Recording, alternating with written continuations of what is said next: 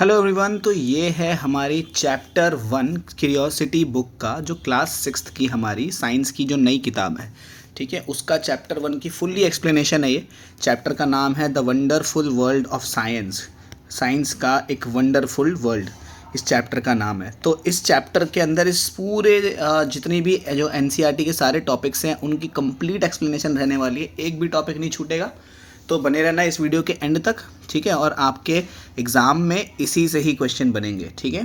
तो सबसे पहले हमें आंसर करना होता है व्हाट इज़ साइंस। साइंस आखिर है क्या। इसको हिंदी में देखो, जो मेरे नोट्स हैं वो कुछ इस तरह होते हैं। पहले क्वेश्चन होता है इंग्लिश में, देन क्वेश्चन होता है हिंदी में, फिर आंसर होता है इंग्लिश में, फिर आंसर होता है हिंदी में। कुछ इस तरीके से नोट्स होते हैं ना। तो आप चाहो तो इसको साथ साथ में नोट भी कर सकते हो, और नहीं चाहते तो आप सिंपली इसको समझ भी सकते हो।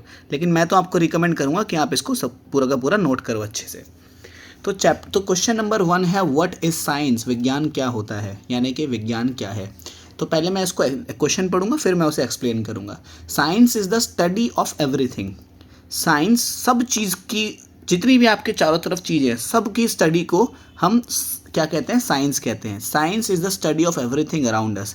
आपके आसपास क्या क्या चीज़ें हैं, अगर आप कहीं बैठ के देख रहे हो, आपके आसपास टीवी होगा तो टीवी किसी इंजीनियर ने बनाया होगा जिसने साइंस पढ़ी है। आपके आसपास एक पंखा होगा तो पंखा भी किसी इंजीनियर ने बनाया होगा जिसने साइंस पढ़ी है ना। तो जितनी भी चीज़ें आसपास हैं, सब चीज़ में साइंस है। आप इस चीज़ को नोटिस करो। अगर आपके आसपास पेड़ पौधे हैं तो पेड़ पौधे सूर्य की रोशनी से अपना खाना बनाते हैं। और अगर आपके आसपास पानी है तो पानी के अंदर भी, पानी भी एक तरह का केमिकल है जिसको हम हाइड्रोजन मोनोऑक्साइड कहते हैं। तो हर चीज़ के अंदर साइंस है। आप ऐसा कोई चीज़ नहीं बता सकते जिसमें अंदर साइंस का इस्तेमाल ना हो। आप अपने आसपास देखो, जैसे आपके हाथ में एक पेन होगा तो पेन भी साइंस के बेस्ड कॉन्सेप्ट पे काम करता है। पेन बनाने के लिए मशीन्स लगती हैं जिनको साइंस के द्वारा ही बनाया जाता है। तो इसीलिए हम तो इसीलिए हम कहते हैं कि साइंस आसपास जो भी चीज़ें हो रही हैं उसकी स्टडी है। आपके आपके जितने भी, आपको इस दुनिया की अच्छी समझ हो जाती है जब आप साइंस पढ़ने लगते हो। It helps us to understand how things work. ये साइंस हमें मदद करती है कि आसपास की चीज़ें कैसे काम करती हैं। फॉर एग्ज़ाम्पल, बारिश क्यों होती है, पौधे क्यों उगते हैं, बर्फ़ क्यों पिघलती है। तो लेकिन साइंस जो होती है ना, वो सिर्फ़ और सिर्फ फैक्ट्स को, मतलब मैं आपको कोई चीज़ बता दूं और आप उसको बस समझ लो, सिर्फ इसे ही साइंस नहीं कहते। आपके मन में भी प्रश्न आने चाहिए कि ऐसा क्यों हो रहा है, ठीक है। ये बारिश का जो पानी आ रहा है ये आया कहाँ से। ये नदी जो चल रही है आपके साइड में, ये इसकी शुरुआत कहाँ से हुई थी। उस पहाड़ के ऊपर बर्फ़ आई कहाँ से। मछलियाँ सिर्फ पानी में ही क्यों रह पाती हैं। पेड़ एक जगह खड़े क्यों रहते हैं, चल क्यों नहीं पाते वो, ठीक है। तो इस टाइप के जो टेढ़े मेढ़े क्वेश्चंस होते हैं, जो क्यूरियोसिटी वाले क्वेश्चंस होते हैं, क्यूरियोसिटी मतलब जिज्ञासा, जिज्ञासा मतलब कुछ जानने की इच्छा। तो इस टाइप के क्वेश्चन आपके दिमाग में आने चाहिए, ठीक है। और ये आप, इसकी हिंदी एक्सप्लेनेशन है जो मैंने बताई, ठीक है। सेकंड क्वेश्चन क्या कहता है, where do we see science in our daily life. हम साइंस को हमारी डेली लाइफ में कहाँ कहाँ देखते हैं। तो देखो, हम हर जगह देखते हैं। ये इसमें आप अपने एग्जाम्पल भी लिख सकते हो। यहाँ मैंने लिखा है science is all around us. Kitchen में होता है, जब हम फूड बनाते हैं तो कच्चे खाने का टेस्ट अलग होता है, खाना पकाने के बाद उसका टेस्ट अलग हो जाता है, इसमें भी साइंस है। बाथरूम में जब हॉट वाटर गीज़र का इस्तेमाल करते हैं हम, जैसे ही आप रॉड या गीज़र ऑन करते हो तो पानी गर्म कैसे हो गया, बिजली से पानी गर्म कैसे हो गया, है ना, इसमें भी साइंस है। इसके बाद प्लेग्राउंड में जब बॉल उछलती है ऐसे, कई बार टप्पे खा के गिर जाती है बॉल, तो एक टप्पे क्यों खाई बॉल, एक बार में नीचे क्यों नहीं रह गई, इसमें भी साइंस है। आसमान में जब आपको कभी रेनबो दिखा होगा, आपका जो फ़ोन चल रहा है, ये पंखे चल रहे हैं आसपास, तो हर चीज़ में साइंस है, जैसा कि मैंने बताया, ठीक है। और कुछ और एग्जाम्पल भी यहाँ लिखा हुआ है, ठीक है। प्रेशर, जब कुकर ऑन होता है आपका, ठीक है, जब प्रेशर कुकर देखा है, जब हम चावल या कोई सब्जी बनाते हैं कुकर के अंदर, तो वो प्रेशर कुकर में से अचानक से सीटी बजती है तो स्टीम कहाँ से आ जाती है, ये भी साइंस है। टूथपेस्ट का, जब जब टूथपेस्ट को नॉर्मल रखा होता है टूथब्रश के ऊपर, तो उसमें झाग नहीं बनता, लेकिन जब उसे रगड़ना शुरू करते हैं तब झाग बन जाता है, ऐसा क्यों। फ्रिज के अंदर के फ्रिज के जो अंदर चीज़ें हैं वो ठंडी कैसे हैं और बाहर गर्म नॉर्मल है, तब भी अंदर बहुत ज़्यादा ठंड है फ्रिज के, ऐसा क्यों, ठीक है। तो ये सब हैं क्वेश्चन जो अभी आपको लग रहा होगा कि ये सारे क्वेश्चंस का आंसर, ये तो बहुत सारे क्वेश्चन हो गए, है ना। तो लेकिन सारे क्वेश्चंस आपको अपने टीचर से पूछने चाहिए कि ऐसा क्यों हो रहा है। पानी गीला क्यों है, आसमान नीला क्यों है, धरती गोल क्यों है, ये सभी चीज़ें जितने भी आपके मन में क्वेश्चंस आती हैं आपको अपने टीचर से पूछने चाहिए। और अगर आपके टीचर आंसर नहीं करते हैं तो आप मेरे कमेंट बॉक्स में लिखो क्वेश्चन, मैं आपको एक एक करके सबकी प्रॉपर वीडियो बना के दिखाऊंगा कि ऐसा क्यों होता है। ठीक है, इसके बाद तो यहाँ पे लिखा है विज्ञान हमारे चारों ओर है, रसोई में खाना बनाना, बाथरूम में गर्म पानी, खेल का मैदान, आकाश में इंद्रधनुष, मोबाइल फ़ोन और पंखे में भी। ठीक है, तो यहाँ पे ये चीज़ हिंदी में समझाई हुई है। इसके बाद लिखा हुआ है why is science like a puzzle, science एक पजल यानी कि पहेली की तरह क्यों है। तो यहाँ पे कहता है because every new discovery is like adding a piece of the big puzzle, क्योंकि हर एक जब भी ऐसा होता है, जैसे साइंस में हमें ऐसा समझना, ठीक है, ऐसा समझना, मैं आपको एक चीज़ समझाता हूँ। साइंस का जैसे कि ये हिस्सा हमें मिल गया, अब ये हिस्सा किसी और हिस्से से फिट हो रहा है, ये हिस्सा किसी और हिस्से से फिट हो रहा है, ये हिस्सा किसी और हिस्से से फिट हो रहा है। समझ रहे हो मैं कैसे एनालॉजी दे रहा हूँ आपको, कि जब हमें एक चीज़ पता चलती है ना तो हमें और क्वेश्चन पूछने का मन करता है। फॉर एग्ज़ाम्पल मैं आपको एक चीज़ समझाता हूँ, ठीक है। अब मैं आपको बताऊँ कि जो मैंने आपको सिंपल सी एक लाइन बताई कि जो प्लांट्स होते हैं वो सनलाइट से अपना खाना बनाते हैं। मुझे इतनी बात पता चली, ठीक है, मैंने कहीं से पता करी ये बात। फिर अगर मेरे को एक पीस मिल गया पज़ल का तो मुझे आगे भी क्वेश्चन पूछने का मदद करेगा कि सनलाइट की मदद से कोई खाना कैसे बना सकता है, और अगर सनलाइट में खाना है तो हम क्यों नहीं बना पा रहे सनलाइट की मदद से खाना। मैं भी धूप में अगर घूमूं तो क्या मेरा पेट भर जाएगा, बात समझ रहे हो। तो एक आंसर जब हमें मिलता है तो उसके साथ में कई सारे क्वेश्चंस मिल जाते हैं।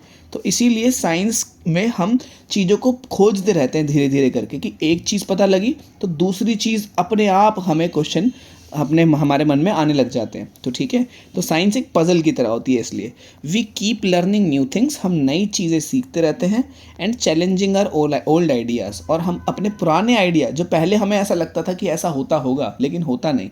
जैसे कि एग्जांपल देता हूँ, ठीक है, पहले के इंसानों को लगता था, अभी हम जानते हैं कि सन जो होता है बीच में होता है और अर्थ उसको ऐसे चक्कर लगा रही होती है, अर्थ उसके चारों तरफ ऐसे गोल गोल गोल गोल चक्कर लगा रही होती है ना।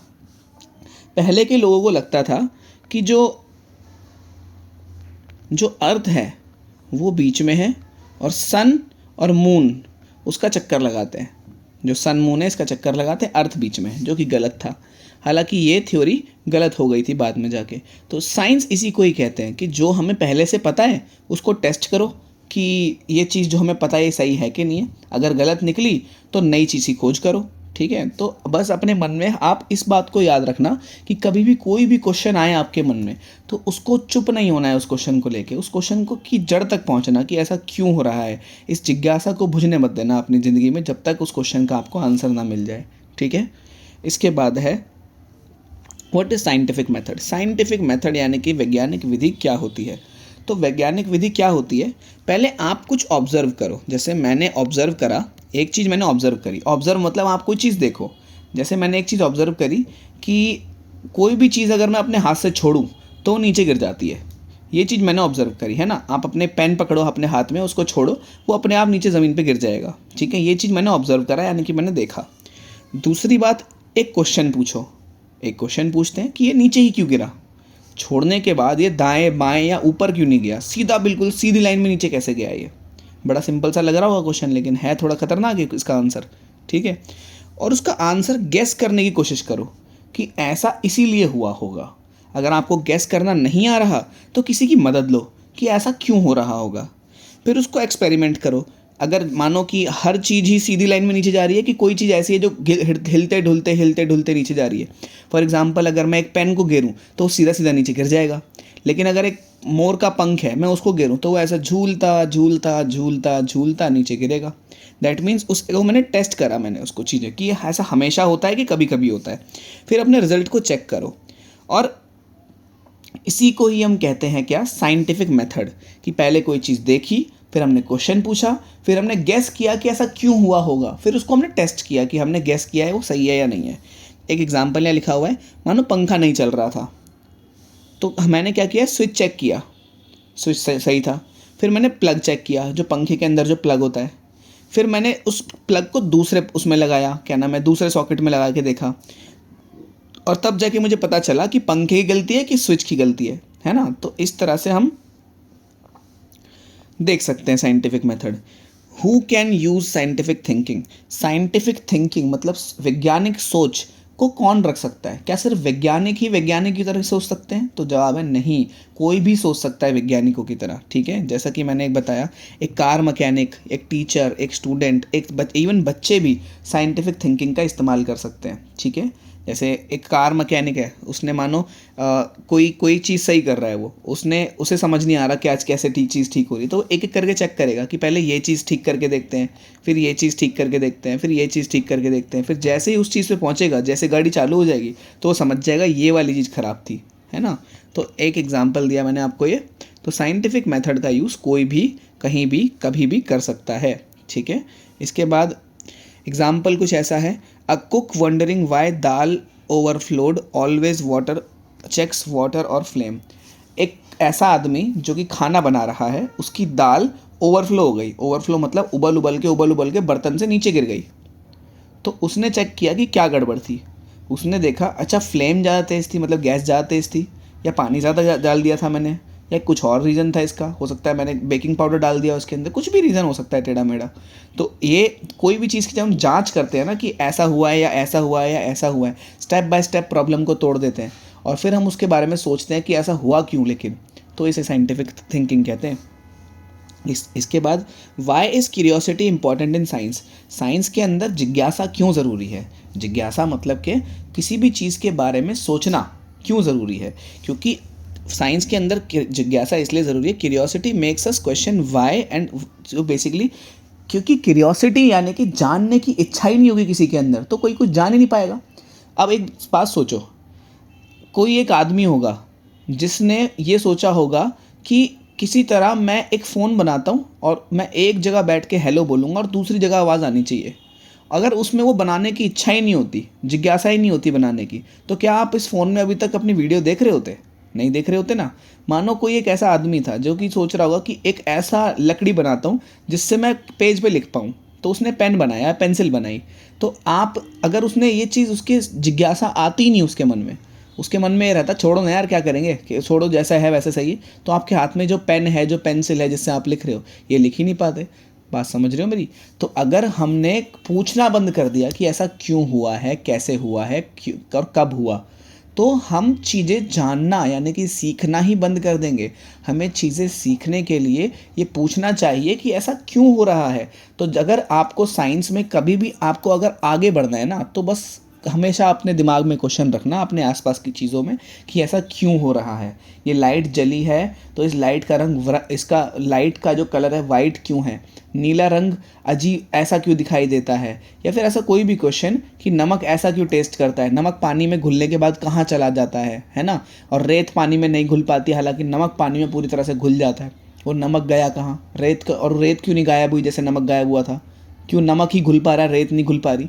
ऐसे जो क्वेश्चन आते हैं ना मन के अंदर, इनको रखा करो अपने मन में, इनको एक नोटबुक पे लिख लो इन क्वेश्चंस को। जैसे ही कुछ क्वेश्चन तुम्हारे मन में आए, लिख लो उन क्वेश्चंस को, और उन क्वेश्चंस को या तो मेरे से ही पूछ लो कमेंट कर करके, मैं सारे बताऊंगा, 100% बताऊंगा सारे मैं।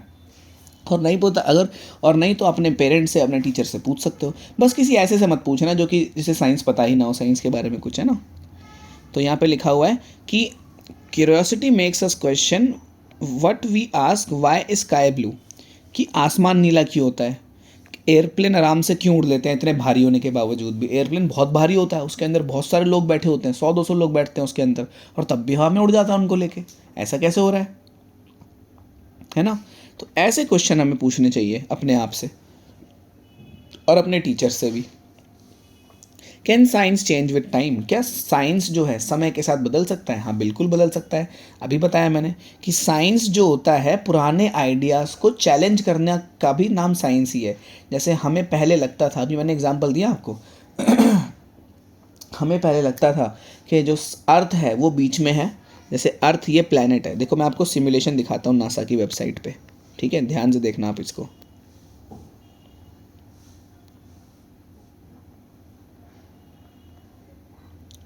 नासा सोलर सिस्टम मॉडल लिख के आप सर्च कर देना ऐसे, ठीक है। तो आप यहाँ पहुँचोगे इस वेबसाइट पे, तो आपको यहाँ दिखेगा कि देखो, ये आप जूम करना, बीच में हमारा सूर्य है, सन है, ये एक सिमुलेशन है, ठीक है। और इसके बाद हमारे बहुत सारे प्लैनेट्स नज़र आएंगे। देखो ये रहा मरकरी, ठीक है, मरकरी पे क्लिक करते हैं तो ये आ गया हमारा मरकरी, ऐसा पत्थर की तरह दिखाई देता है बिल्कुल ये। ठीक है, इसे जूम आउट करते हैं, देखो हम। इसके बाद मरकरी के बाद होना चाहिए हमारा वीनस, ये रहा वीनस।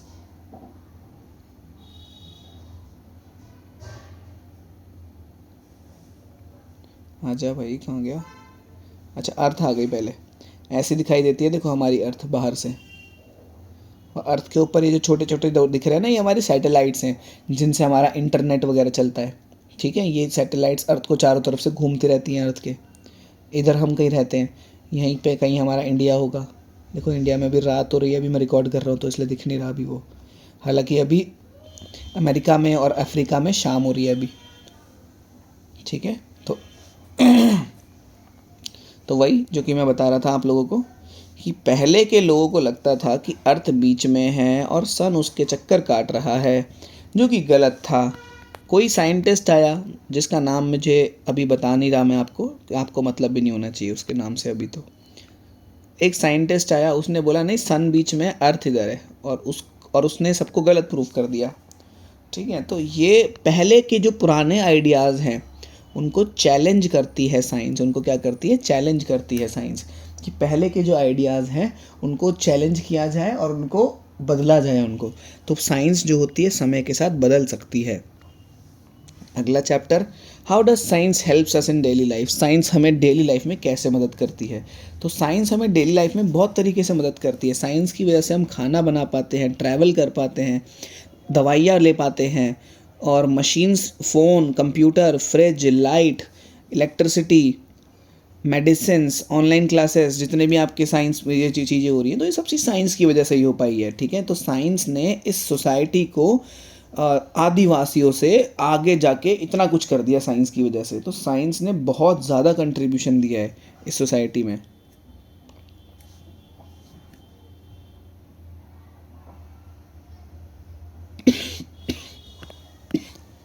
यहाँ पे आपकी एनसीईआरटी में एक एक्टिविटी है कि किसी समस्या के बारे में लिखिए जिसमें आपने हल किया हो और कौन से कदम उठाए।